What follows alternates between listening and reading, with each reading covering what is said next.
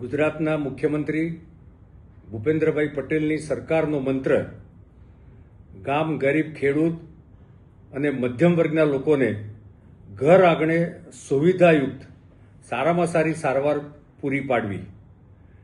ભાજપાની ભૂપેન્દ્રભાઈની સરકાર એ દરિદ્ર નારાયણની સેવાને પ્રાથમિકતા આપતા જે રીતે ગુજરાતના ગામડાથી શરૂ કરીને પીએચસી, સીએચસી, સિવિલ હોસ્પિટલો, મેડિકલ કોલેજની હોસ્પિટલો અને અમદાવાદ મહાનગર જેવી મોટી હોસ્પિટલોમાં ગરીબ દર્દીઓને નિઃશુલ્ક સારવાર મળી રહે તે માટે જુદી જુદી દવાઓ રેગ્યુલરપણે પૂરી પાડતા હોય છે.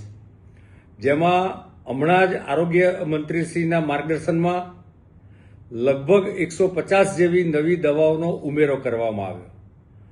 ગુજરાતમાં છેલ્લા 2 જ વર્ષમાં જે 2 વર્ષ પહેલા 717 જેટલી દવાઓ એસેન્શિયલ ડ્રગ તરીકે પૂરી પાડવામાં આવતી હતી, એના બદલે 2 જ વર્ષમાં ડબલ એટલે કે 1479 ડ્રગનું સમાવેશ એસેન્શિયલ ડ્રગમાં કરવામાં આવ્યો.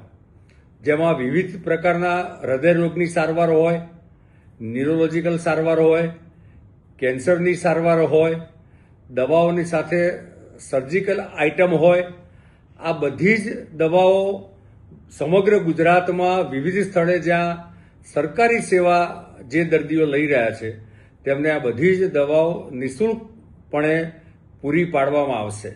આમ ગુજરાત સરકારનો મંત્ર એ ગરીબોની સેવા છે, એ સાચા અર્થમાં ચરિતાર્થ થાય છે.